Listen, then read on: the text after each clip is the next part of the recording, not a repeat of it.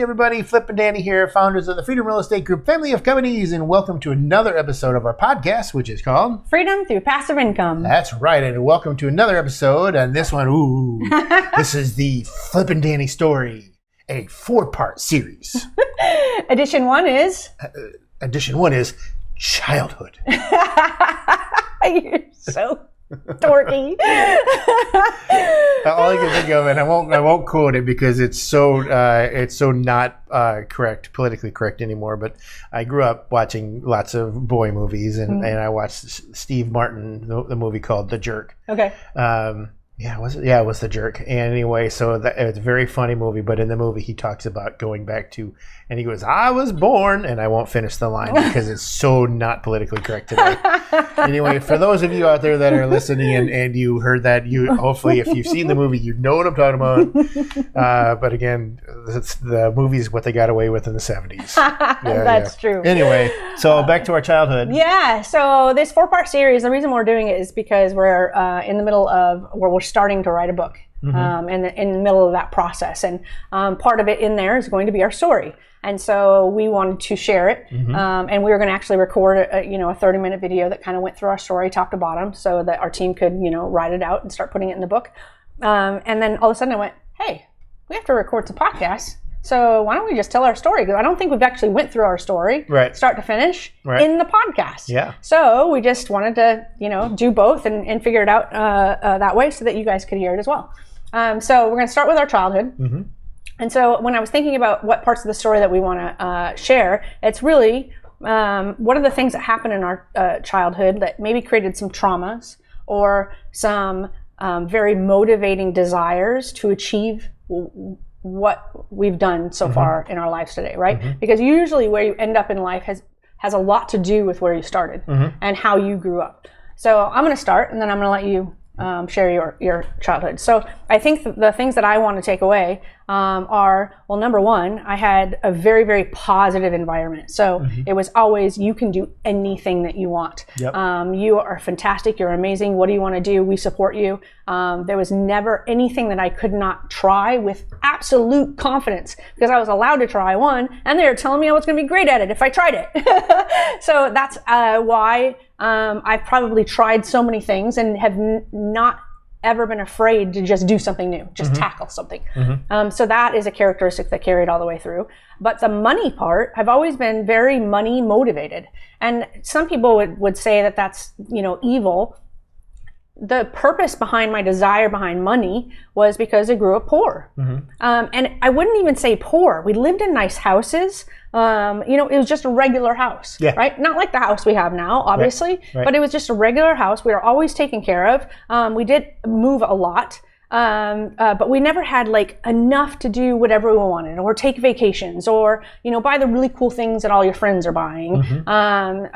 So I always viewed ourselves in that stage of my life as being poor because I saw other people doing more than what we could. So even though I look back at it now and I use the word poor, it's even the wrong word to use because we were just taken care of, right? But that mindset led me to, the other thing that I wanted to share was my parents were not money motivated. They were very much giving back motivated. We went to church 3 times a week. They were children's ministers. They were a part of like a youth choir who traveled and did all the stuff in ministry and went on mission trips. And I remember just being on buses where we were going out and just doing different things for the church to give back. That's where they were motivated, and they were trying to give us that in our upbringing of giving back and helping others. And that's where my money motivation kind of stemmed from, is because through those years I can do anything because of all of their positivity. I also became, I want to be able to take care of them because look at how much they give back, but they don't get to live like a king when all these other people are just like, they've got so much money and they're doing so much stuff. And so I thought, number one, I don't want to ever want for money. I want to be able to take care of ourselves. I want to be able to take care of them and give back to them because they always give back to other people. And then I want to give back because they taught me giving back was a good thing. So I thought if I make all the money in the world, I'll be able to achieve all 3. Take care of me, take care of my family, be able to give back as much as, and I think that's where like the idea of, or the core belief of me needing to chase money.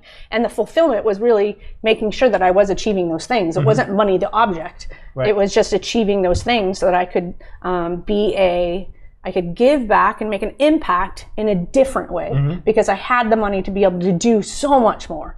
So that's my story. Yeah, so you just take Danny's story that she just said and remove her and insert me. I mean, because it's funny. I mean, growing up, born in Ohio, moved to Michigan. Again, were we poor? No, we weren't poor, but we definitely weren't rich or wealthy. You know, and you know, we had a nice house. But you talked about not having the same thing as the other kids, right? Everybody else wore Jordache jeans, right? I wore Huskies. Right. Okay. So it's my self belief, you know, it took a hit back then. You know, everyone else is wearing you know, the shoes, Reeboks and K-Swiss, right? I wore Keds. Right. Oh, it was brutal.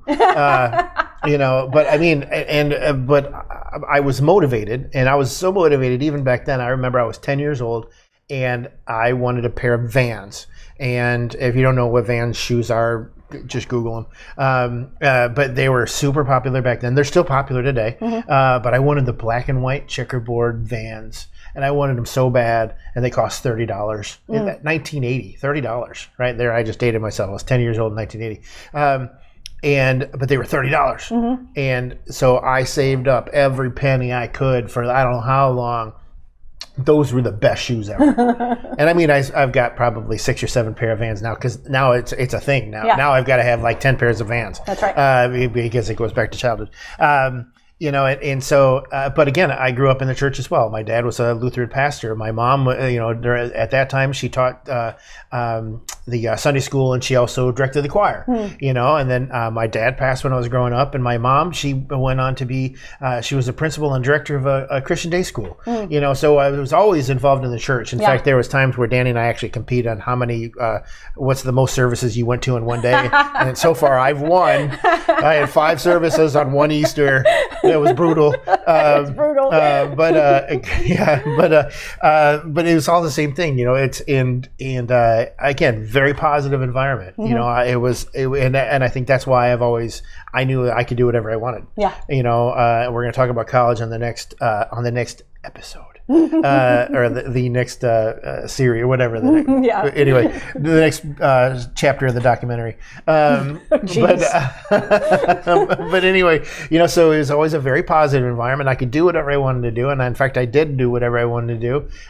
You know, and going through high school, and you know, I was successful in high school as far as a high school student. I didn't get into trouble that they knew of. You know, I was a pastor's kid. I'll tell you right now, those are the worst ones. Oh yeah. You know, so but anyway, so it was but that's where my motivation was never really, wasn't money motivated, because my mom, she did try to teach me about money, but that didn't happen. I was a Christmas, you know, those Christmas bank accounts, right? You put in something every week and then at Christmas you get all this money, right? Yeah, I think I maybe last like 3 or 4 weeks. Yeah, so and that's still true today. But it was still very positive that I could do whatever I wanted, and I did do whatever I wanted, and it always led me to what we are today. You know, because I don't ever have a feeling that I can't do something. Right. I know I can do it, and then it led me into the 3 feet from gold, which was tell me don't stop doing what you're doing. Yeah, that's right. You know. So anyway, there I fit 3 feet from gold into another episode. Yes, you did. That's impressive. That's impressive. So I think that wraps up our childhood. Episode 1, part 1 of our docuseries. That's right. Yeah. Well, we hope you enjoyed this episode. Make sure you're heading on over to freedomcapitalinvestments.com to join the Investor Club. We've got a lot of things going on right now, and you need to be in the Investor Club to hear about these things. So make sure you join that. Talk to Ben and or CJ to find out all of the information that we got going on. We're also on all of the social medias. If you Google us, I'm sure you're going to find us. But we like to end all of our episodes with Invest Smart. Live Happy. Bye everybody.